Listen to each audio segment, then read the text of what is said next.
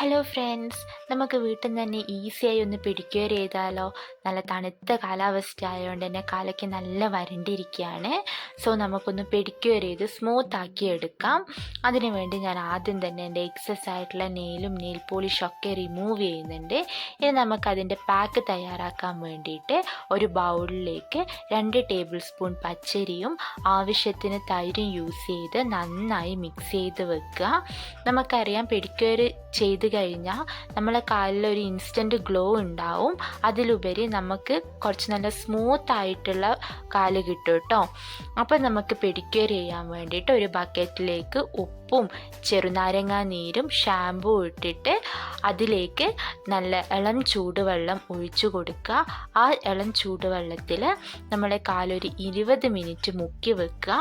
അതിനുശേഷം ഒരു scrubber use ചെയ്ത് നന്നായി സ്ക്രബ് ചെയ്ത് എടുക്കുക. അതിനുശേഷം നമ്മൾ തയ്യാറാക്കി വെച്ച പാക്ക് 2 കാലിലും നന്നായി അപ്ലൈ ചെയ്ത് കൊടുത്തിട്ട് ഒരു 15 മിനിറ്റ് വെയിറ്റ് ചെയ്യുക കേട്ടോ. 15 മിനിറ്റിന് ശേഷം നമ്മൾ നേരത്തെ ബക്കറ്റിലുള്ള വെള്ളമില്ലേ, അതിൽ തന്നെ ഞാനൊരു 2 മിനിറ്റ് മുക്കി വെക്കുന്നുണ്ട്. അങ്ങനെ മുക്കി വെച്ചതിന് ശേഷമാണ് നമ്മൾ ചെറുനാരങ്ങയുടെ തൊലി യൂസ് ചെയ്തിട്ട് നന്നായി ഒന്ന് സ്ക്രബ് ചെയ്യുന്നത്. ഒരു 2-3 തവണ 2 പാദവും നന്നായി സ്ക്രബ് ചെയ്ത് കളയുന്നുണ്ട് കേട്ടോ.